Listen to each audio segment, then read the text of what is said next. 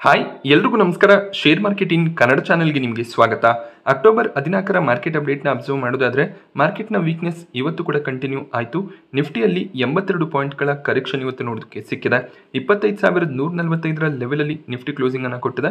ಇವತ್ತು ನಿಫ್ಟಿಯ weekly expiry ಕೂಡ ಇತ್ತು. ಹಾಗೆಯೇ US ಫ್ಯೂಚರ್ಸ್ ಕೂಡ ನೆಗೆಟಿವ್ ಆಗಿ ಟ್ರೇಡ್ ಆಗ್ತಿದ್ದರಿಂದ ಇಂಡಿಯನ್ ಮಾರ್ಕೆಟ್ನಲ್ಲಿ ಸ್ವಲ್ಪ ವೊಲಟಾಲಿಟಿ ನೋಡೋದಕ್ಕೆ ಸಿಕ್ಕಿದೆ. ಅದರ ಜೊತೆಯಲ್ಲಿ ವೀಕ್ಲಿ ಎಕ್ಸ್ಪೈರಿಯ ವೊಲಟಾಲಿಟಿ ಕೂಡ ಇದ್ದಿದ್ದರಿಂದ ಮಾರ್ಕೆಟ್ ನೆಗೆಟಿವ್ ಆಗಿ ಕ್ಲೋಸಿಂಗನ್ನು ಕೊಟ್ಟಿದೆ. ಸೆನ್ಸೆಕ್ಸ್ನಲ್ಲಿ ಕೂಡ 300 ಪಾಯಿಂಟ್ಗಳ ಅರೌಂಡಲ್ಲಿ ಇವತ್ತು ಕರೆಕ್ಷನ್ ನೋಡೋದಕ್ಕೆ ಸಿಕ್ತು.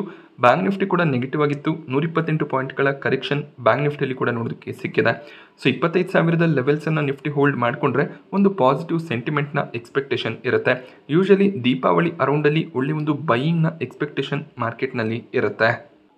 ನಿಫ್ಟಿಯ ಟಾಪ್ ಗೇನರ್ಸ್ ಮತ್ತು ಲೂಸರ್ಸನ್ನು ಅಬ್ಸರ್ವ್ ಮಾಡಿದಾಗ ವಿಪ್ರೋ ಇವತ್ತು ಟಾಪ್ ಗೇನರ್ ಆಗಿತ್ತು. 1.5%ಗೂ ಹೆಚ್ಚಿನ ಜಂಪ್ ವಿಪ್ರೋ ಸ್ಟಾಕ್ ಪ್ರೈಸ್ನಲ್ಲಿ ನೋಡೋದಕ್ಕೆ ಸಿಕ್ಕಿದೆ. ಮ್ಯಾಕ್ಸ್ ಹೆಲ್ತ್ ಕೇರ್ ಕೂಡ 1.5%ಗೂ ಹೆಚ್ಚಾಗಿ ಇವತ್ತು ಗೇನ್ ಆಯಿತು. ಟೆಕ್ ಮಹೀಂದ್ರ ಕೂಡ 1%ಗೂ ಹೆಚ್ಚಿನ ಗೇನ್ನೊಂದಿಗೆ ಕ್ಲೋಸ್ ಆಗಿದೆ. ಇವತ್ತು ಟೆಕ್ ಮಹೀಂದ್ರ ತಮ್ಮ ರಿಸಲ್ಟ್ಸ್ ಅನ್ನು ಕೂಡ ಡಿಕ್ಲೇರ್ ಮಾಡ್ತಾರೆ. ಅಪೋಲೋ ಹಾಸ್ಪಿಟಲ್ ಸ್ಟಾಕ್ ಪ್ರೈಸ್ನಲ್ಲಿ ಕೂಡ 1%ನ ಗೇನ್ ನೋಡೋದಕ್ಕೆ ಸಿಕ್ತು. ಪವರ್ ಗ್ರಿಡ್ ಕೂಡ ಇವತ್ತು ಪಾಸಿಟಿವ್ ಆಗಿ ಕ್ಲೋಸಿಂಗ್ ಅನ್ನು ಕೊಟ್ಟಿದೆ. ಟಾಪ್ ಲೂಸರ್ಸ್ ಲಿಸ್ಟ್ನಲ್ಲಿ ಟಾಟಾ ಮೋಟಾರ್ಸ್ ನೋಡೋದಕ್ಕೆ ಸಿಗ್ತದೆ. ಇದು ಪ್ರೈಸ್ ಅಡ್ಜಸ್ಟ್ಮೆಂಟ್ ಆಗಿರುತ್ತೆ. ಸೊ ನಿನ್ನೆ ಕೂಡ ಈ ಒಂದು ನ್ಯೂಸನ್ನು ಕವರ್ ಮಾಡಿದ್ದೆ. ಟಾಟಾ ಮೋಟಾರ್ಸ್ ತಮ್ಮ ಬಿಸ್ನೆಸ್ ಅನ್ನು ಡಿಮರ್ಜ್ ಮಾಡ್ತಿದ್ದಾರೆ. ಇವರ ಪ್ಯಾಸೆಂಜರ್ ವೆಹಿಕಲ್ ಹಾಗೆಯೇ ಕಮರ್ಷಿಯಲ್ ವೆಹಿಕಲ್ ಎರಡೂ ಬಿಸ್ನೆಸ್ಗಳು ಬೇರೆ ಬೇರೆ ಎಂಟಿಟೀಸ್ ಆಗಿ ಮಾರ್ಕೆಟ್ನಲ್ಲಿ ಲಿಸ್ಟ್ ಆಗುತ್ತೆ. ಸೊ ಪ್ಯಾಸೆಂಜರ್ ವೆಹಿಕಲ್ ಎಂಟಿಟಿ ಏನಿದೆ ಈಗ ಮಾರ್ಕೆಟ್ನಲ್ಲಿ ಟ್ರೇಡ್ ಆಗ್ತದೆ. ಸೊ ಆ ಒಂದು ಎಂಟಿಟಿಯ ಪ್ರೈಸ್ ₹400 ಡಿಸ್ಕವರ್ ಆಗಿದೆ. ನಿನ್ನೆ ಟಾಟಾ ಮೋಟಾರ್ಸ್ 660ರ ಅರೌಂಡಲ್ಲಿ ಟ್ರೇಡ್ ಆಗ್ತಿತ್ತು. ಸೊ ಇನ್ನೊಂದು company Tata motors commercial vehicles ಇನ್ನೇನು 1 ತಿಂಗಳ ಅರೌಂಡಲ್ಲಿ ಮಾರ್ಕೆಟ್ನಲ್ಲಿ ಲಿಸ್ಟ್ ಆಗುತ್ತೆ.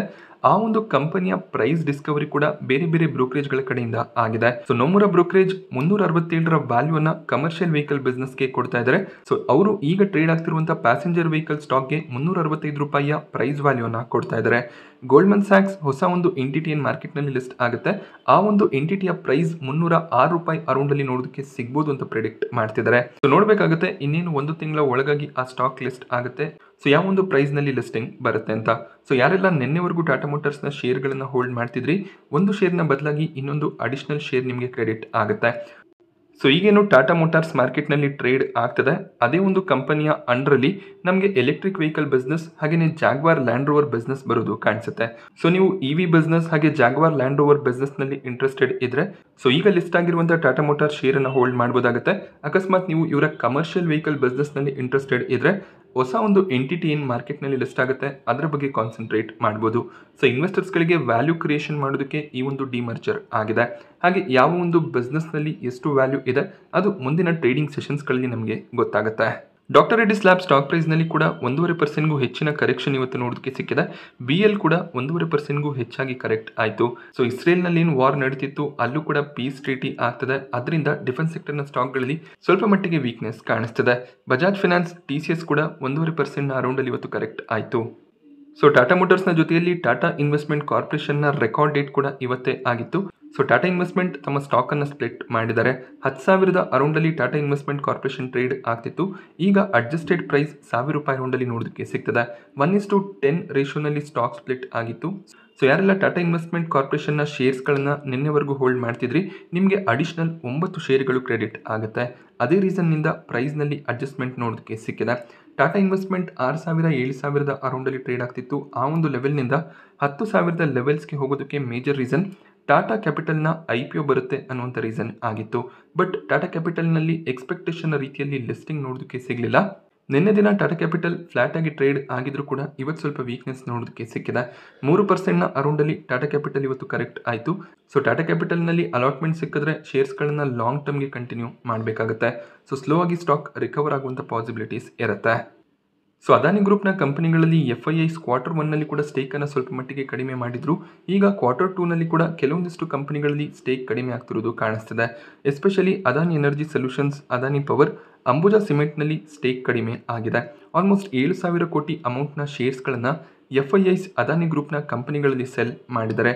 ಬಟ್ ಅದಾನಿ ಪೋರ್ಟ್ಸ್, ಅದಾನಿ ಎಂಟರ್ಪ್ರೈಸಸ್ನಲ್ಲಿ ಒಳ್ಳೆ ಒಂದು ನೆಟ್ ಬೈಯಿಂಗ್ FIIs ಕಡೆಯಿಂದ ನೋಡೋದಕ್ಕೆ ಸಿಕ್ಕಿದೆ. ಹೆಚ್ಚಿನ ಒಂದು ಸೆಲ್ಲಿಂಗ್ ಏನಿದೆ ಅದಾನಿ ಎನರ್ಜಿ ಸೊಲ್ಯೂಷನ್ಸ್ನಲ್ಲಿ ಬಂದಿದೆ. FIIs ಆಲ್ಮೋಸ್ಟ್ ಎಲ್ಲ ಕಂಪನಿಗಳಲ್ಲಿ ನೆಟ್ ಸೆಲ್ಲಿಂಗನ್ನು ಮಾಡ್ತಿದ್ದಾರೆ. ಕೆಲವೊಂದಿಷ್ಟು ಸೆಲೆಕ್ಟೆಡ್ ಸ್ಟಾಕ್ಗಳಲ್ಲಿ ಮಾತ್ರ ಬೈಯಿಂಗ್ ಬರ್ತಿದೆ. ಸೊ ಅದೇ ರೀತಿಯಲ್ಲಿ ಅದಾನಿ ಗ್ರೂಪ್ನ ಕೆಲವೊಂದಿಷ್ಟು ಸ್ಟಾಕ್ಗಳಲ್ಲಿ ಕೂಡ ಸೆಲ್ಲಿಂಗನ್ನು ಮಾಡಿದ್ದಾರೆ. ಇನ್ಫೋಸಿಸ್ಗೆ 14,000 ಕೋಟಿಯ ಒಂದು ಕಾಂಟ್ರಾಕ್ಟ್ ಸಿಕ್ಕಿದೆ. ಇಂಗ್ಲೆಂಡ್ನಲ್ಲಿ ಈ ಒಂದು ಕಾಂಟ್ರಾಕ್ಟನ್ನು ಕಂಪನಿ ಪಡ್ಕೊಂಡಿದ್ದಾರೆ. ಸೊ ಕಂಪನಿಯ ವರ್ಕ್ ಫೋರ್ಸ್ ಮ್ಯಾನೇಜ್ಮೆಂಟ್ ಪ್ಲಾಟ್ಫಾರ್ಮನ್ನು ಮೇಂಟೈನ್ ಮಾಡೋದಕ್ಕೆ ಅಥವಾ ಬಿಲ್ಡ್ ಮಾಡೋದಕ್ಕೆ ಈ ಒಂದು ಕಾಂಟ್ರಾಕ್ಟ್ ಇನ್ಫೋಸಿಸ್ಗೆ ಸಿಗ್ತದೆ. ಸೊ NHSನ ಕಡೆಯಿಂದ ಈ ಒಂದು ಕಾಂಟ್ರಾಕ್ಟನ್ನು ಕಂಪನಿ ಪಡ್ಕೊಂಡಿದ್ದಾರೆ. ಸೊ ಈ ಒಂದು ನ್ಯೂಸ್ನಿಂದ ಸ್ಟಾಕ್ನಲ್ಲಿ ಹೆಚ್ಚಿನ ಒಂದು ಮೊಮೆಂಟಮ್ ಏನು ಇವತ್ತು ನೋಡೋದಕ್ಕೆ ಸಿಗಲಿಲ್ಲ. ಅಕ್ಟೋಬರ್ 16ಕ್ಕೆ ಕಂಪನಿಯ ರಿಸಲ್ಟ್ ಕೂಡ ನೋಡೋದಕ್ಕೆ ಸಿಗುತ್ತೆ. ನೋಡಬೇಕಾಗುತ್ತೆ ಯಾವ ರೀತಿಯ ರಿಸಲ್ಟ್ ಇನ್ಫೋಸಿಸ್ನ ಕಡೆಯಿಂದ ಬರುತ್ತೆ ಅಂತ. ಪರ್ಸಿಸ್ಟೆಂಟ್ ಸಿಸ್ಟಮ್ ಇವತ್ತು ತಮ್ಮ ರಿಸಲ್ಟ್ಸನ್ನು ಅನೌನ್ಸ್ ಮಾಡಿದ್ರು. ಮಾರ್ಕೆಟ್ ಅವರ್ಸ್ನ ನಂತರ ಈ ಒಂದು ರಿಸಲ್ಟ್ ನೋಡೋದಕ್ಕೆ ಸಿಕ್ತು. ಇವತ್ತು ಸ್ಟಾಕ್ 0.6% ಡೌನ್ ಸೈಡ್ನೊಂದಿಗೆ ಕ್ಲೋಸಿಂಗನ್ನು ಕೊಟ್ಟಿದೆ.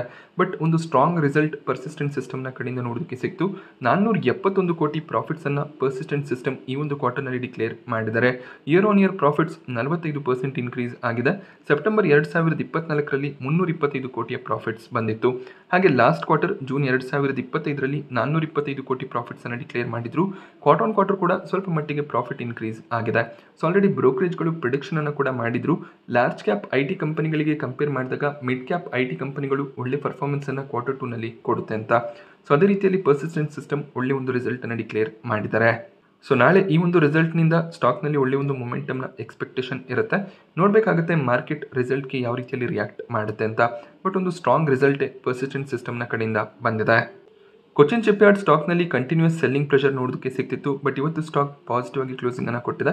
1% ಗೇನ್ನೊಂದಿಗೆ ಕ್ಲೋಸಿಂಗ್ ನೋಡೋದಕ್ಕೆ ಸಿಕ್ಕಿದೆ. ಇದಕ್ಕೆ ರೀಸನ್ ಕಂಪನಿಗೆ ಯುರೋಪ್ ಕ್ಲೈಂಟ್ ಕಡೆಯಿಂದ 2,000 ಕೋಟಿಯ ಆರ್ಡರ್ ಸಿಕ್ಕಿದೆ. 6 ಫೀಡರ್ ಕಂಟೈನರ್ ವೆಸಲ್ಸ್ಗಳನ್ನು ಸಪ್ಲೈ ಮಾಡೋದಕ್ಕೆ ಕಾಂಟ್ರಾಕ್ಟನ್ನು ಕೊಚ್ಚಿನ್ ಶಿಪ್ಯಾರ್ಡ್ ಪಡ್ಕೊಂಡಿದ್ದಾರೆ. ಸೊ ಈ ಒಂದು ಕಾಂಟ್ರಾಕ್ಟ್ ಸಿಕ್ಕಿರುವ ರೀಸನ್ನಿಂದ ಸ್ಟಾಕ್ ಇವತ್ತು ಸ್ವಲ್ಪ ಮಟ್ಟಿಗೆ ಪಾಸಿಟಿವ್ ಆಗಿ ಟ್ರೇಡ್ ಆಯಿತು. ಆನಂದ್ ರಾಠಿ ವೆಲ್ತ್ ಸ್ಟಾಕ್ ಪ್ರೈಸ್ನಲ್ಲಿ 13% ಜಂಪ್ ಬೆಳಿಗ್ಗೆ ನೋಡೋದಕ್ಕೆ ಸಿಕ್ಕಿತ್ತು. ಇದಕ್ಕೆ ರೀಸನ್ ಕ್ವಾರ್ಟರ್ 2 ರಿಸಲ್ಟ್ ಆಗಿರುತ್ತೆ. Year on year profits 31% increase ಆಗಿದೆ. ಸ್ಟಾಕ್ 7% ಗೇನ್ನೊಂದಿಗೆ ಕ್ಲೋಸಿಂಗನ್ನು ಕೂಡ ಕೊಟ್ಟಿದೆ. ಈ ಕ್ವಾರ್ಟರ್ನಲ್ಲಿ 100 ಕೋಟಿಯ ಪ್ರಾಫಿಟ್ಸ್ ನೋಡೋದಕ್ಕೆ ಸಿಕ್ತು. ಸೊ 2024 ಸೆಪ್ಟೆಂಬರ್ನಲ್ಲಿ 76 ಕೋಟಿಯಷ್ಟು ಪ್ರಾಫಿಟ್ಸನ್ನು ಡಿಕ್ಲೇರ್ ಮಾಡಿದರು. AUMನಲ್ಲಿ ಕೂಡ ಒಳ್ಳೆಯ ಒಂದು ಗ್ರೋತ್ ಇಯರ್ ಆನ್ ಇಯರ್ ನೋಡೋದಕ್ಕೆ ಸಿಗ್ತದೆ. ಸೊ ಒಂದು ಸ್ಟ್ರಾಂಗ್ ರಿಸಲ್ಟ್ ಆನಂದ್ ರಾಠಿ ವೆಲ್ತ್ನ ಕಡೆಯಿಂದ ನೋಡೋದಕ್ಕೆ ಸಿಕ್ಕಿದೆ. ಸೊ ಆ ರೀಸನ್ನಿಂದ ಸ್ಟಾಕ್ನಲ್ಲಿ ಕೂಡ ಮೊಮೆಂಟಮ್ ಕಾಣಿಸ್ತು. IRDAI ಕೂಡ ತಮ್ಮ ಕ್ವಾರ್ಟರ್ 2 ರಿಸಲ್ಟನ್ನು ಡಿಕ್ಲೇರ್ ಮಾಡಿದ್ದಾರೆ. ರಿಸಲ್ಟ್ನ ನಂತರ ಸ್ಟಾಕ್ ಪ್ರೈಸ್ನಲ್ಲಿ 3% ಜಂಪ್ ಕೂಡ ನೋಡೋದಕ್ಕೆ ಸಿಕ್ತು. Year on year profits 41% increase ಆಗಿದೆ. ಹಾಗೆ ಈ ಒಂದು ಕಂಪನಿಯ ಅಸೆಟ್ ಕ್ವಾಲಿಟಿ ಕೂಡ ಸ್ಟ್ರಾಂಗ್ ಆಗಿ ಇಂಪ್ರೂವ್ ಆಗಿದೆ. ಈ ಕ್ವಾರ್ಟರ್ನಲ್ಲಿ 549 ಕೋಟಿ ಪ್ರಾಫಿಟ್ಸನ್ನು ಡಿಕ್ಲೇರ್ ಮಾಡಿದ್ದಾರೆ. ಸೆಪ್ಟೆಂಬರ್ 2024ರಲ್ಲಿ 388 ಕೋಟಿಯ ಪ್ರಾಫಿಟ್ಸ್ ಬಂದಿತ್ತು. ಜೂನ್ 2025ರಲ್ಲಿ ಕೂಡ 247 ಕೋಟಿ ಪ್ರಾಫಿಟ್ಸನ್ನು ಡಿಕ್ಲೇರ್ ಮಾಡಿದರು. Quarter on quarter profits double ಆಗಿದೆ. ಸೊ ಒಂದು ಸ್ಟ್ರಾಂಗ್ ರಿಸಲ್ಟ್ IRDAI ಕಡೆಯಿಂದ ಕೂಡ ನೋಡೋದಕ್ಕೆ ಸಿಕ್ಕಿದೆ. ಎಂಟಾರ್ ಟೆಕ್ನಾಲಜಿ ಸ್ಟಾಕ್ ಪ್ರೈಸ್ನಲ್ಲಿ ಕೂಡ 11% ಜಂಪ್ ಇವತ್ತು ನೋಡೋದಕ್ಕೆ ಸಿಕ್ಕಿದೆ. ಇದಕ್ಕೆ ರೀಸನ್ ಇವರ ಮೇಜರ್ ಕ್ಲೈಂಟ್ ಆಗಿರುವಂಥ ಬ್ಲೂಮ್ ಎನರ್ಜಿಗೆ ಒಳ್ಳೆ ಒಂದು ಕಾಂಟ್ರಾಕ್ಟ್ಸ್ ಸಿಕ್ಕಿದೆ. ಸೊ ಅದಕ್ಕೆ ಬೇಕಾದಂಥ ಎಕ್ವಿಪ್ಮೆಂಟ್ಗಳು ಹಾಗೆ ಸಪೋರ್ಟನ್ನು ಎಂಟಾರ್ ಪ್ರೊವೈಡ್ ಮಾಡುವಂಥ ಚಾನ್ಸಸ್ ಇರೋದ್ರಿಂದ ಸ್ಟಾಕ್ ಪ್ರೈಸ್ನಲ್ಲಿ ಮೊಮೆಂಟಮ್ ನೋಡೋದಕ್ಕೆ ಸಿಕ್ಕಿದೆ. ಸೊ ಎಂಟಾರ್ನ ಬಗ್ಗೆ ಇದೊಂದು ರಿಪೋರ್ಟ್ ಆಗಿರುತ್ತೆ. ರಿಪೋರ್ಟ್ ಬೇಸಿಸ್ ಮೇಲೇ ಸ್ಟಾಕ್ ಸ್ಟ್ರಾಂಗ್ ಆಗಿ ಗೇನ್ ಆಗಿದೆ. LG ಎಲೆಕ್ಟ್ರಾನಿಕ್ಸ್ ಇವತ್ತು ಮಾರ್ಕೆಟ್ನಲ್ಲಿ ಲಿಸ್ಟ್ ಆಯಿತು. ಎಕ್ಸ್ಪೆಕ್ಟೇಷನ್ಗಿಂತ ಒಳ್ಳೆ ಒಂದು ಲಿಸ್ಟಿಂಗ್ ನೋಡೋದಕ್ಕೆ ಸಿಕ್ಕಿದೆ. ನಿನ್ನೆ 35% ಪ್ರೀಮಿಯಂ ಕಾಣಿಸ್ತಿತ್ತು. ಬಟ್ 50% ಪ್ರೀಮಿಯಂನೊಂದಿಗೆ LG ಎಲೆಕ್ಟ್ರಾನಿಕ್ಸ್ ಮಾರ್ಕೆಟ್ನಲ್ಲಿ ಲಿಸ್ಟ್ ಆಯಿತು. 1,140 ಪ್ರೈಸನ್ನು ಕಂಪನಿ ಫಿಕ್ಸ್ ಮಾಡಿದ್ರು. 1,710 ಪ್ರೈಸ್ನಲ್ಲಿ ಲಿಸ್ಟಿಂಗ್ ನೋಡೋದಕ್ಕೆ ಸಿಕ್ಕಿದೆ. ಸೊ ಒಂದು ಬಂಪರ್ ಲಿಸ್ಟಿಂಗ್ ಅಂತಲೇ ಹೇಳ್ಬೋದಾಗುತ್ತೆ. ಒಂದು 2 ದಿನಗಳಲ್ಲಿ 50% ಪ್ರಾಫಿಟನ್ನು ತಮ್ಮ ಒಂದು ಇನ್ವೆಸ್ಟ್ಮೆಂಟ್ನ ಮೇಲೆ ಪಡ್ಕೊಂಡಿರ್ತಾರೆ. ಸಾಕಷ್ಟು ಜನ ಈ ಶೇರ್ಸ್ಗಳನ್ನು ಲಾಂಗ್ ಟರ್ಮ್ಗೂ ಕೂಡ ಕಂಟಿನ್ಯೂ ಮಾಡ್ತಾರೆ. ಲಾಂಗ್ ಟರ್ಮಲ್ಲಿ ಕೂಡ ಒಳ್ಳೆ ಒಂದು ವ್ಯಾಲ್ಯೂ ಕ್ರಿಯೇಷನನ್ನು LG ಎಲೆಕ್ಟ್ರಾನಿಕ್ಸ್ ಮಾಡ್ಬೋದು. 1,690 ಅರೌಂಡಲ್ಲಿ ಸ್ಟಾಕ್ ಇವತ್ತು ಕ್ಲೋಸ್ ಆಗಿದೆ. 1,749 ಹೈ ಕೂಡ ನೋಡೋದಕ್ಕೆ ಸಿಕ್ಕಿತ್ತು. ಸೊ ಫ್ರೆಶ್ ಎಂಟ್ರಿ ತಗೋತೀರಾ ಅಂದರೆ ಸ್ವಲ್ಪ ಶೇರ್ಸ್ಗಳನ್ನು ಆ್ಯಡ್ ಮಾಡ್ಕೋಬೋದು. ಲಂಪ್ಸಮ್ ಅಮೌಂಟನ್ನು ಹೈಯರ್ ಲೆವೆಲ್ಗಳಲ್ಲಿ ಇನ್ವೆಸ್ಟ್ ಮಾಡೋದಕ್ಕೆ ಹೋಗಬೇಡಿ. ಒಂದು ಲೆವೆಲ್ನಿಂದ ಸ್ಟಾಕ್ ಕರೆಕ್ಟ್ ಆಗೋದಕ್ಕೆ ಸ್ಟಾರ್ಟ್ ಆಗುತ್ತೆ.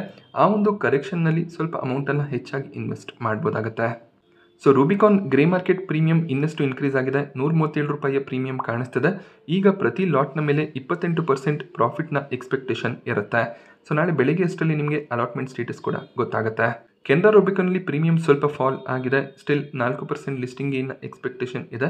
ಪಾಸಿಟಿವ್ ಆಗಿ ಈ ಒಂದು IPO ಲಿಸ್ಟ್ ಆಗುವಂಥ ಪಾಸಿಬಿಲಿಟೀಸ್ ಇರುತ್ತೆ. ಕೆನರಾ HSBC ಲೈಫ್ ಇನ್ಶೂರೆನ್ಸ್ನಲ್ಲಿ ಗ್ರೇ ಮಾರ್ಕೆಟ್ ಪ್ರೀಮಿಯಂ 0 ಆಗಿದೆ. ಕೊನೆ ದಿನದ ಸಬ್ಸ್ಕ್ರಿಪ್ಷನನ್ನು ಅಬ್ಸರ್ವ್ ಮಾಡಿದಾಗ ರಿಟೇಲ್ ಕ್ಯಾಟಗರಿ ಕಂಪ್ಲೀಟಾಗಿ ಸಬ್ಸ್ಕ್ರೈಬ್ ಆಗಲಿಲ್ಲ. ಕೇವಲ 0.4 ಟೈಮ್ನ ಸಬ್ಸ್ಕ್ರಿಪ್ಷನ್ ಬಂದಿದೆ.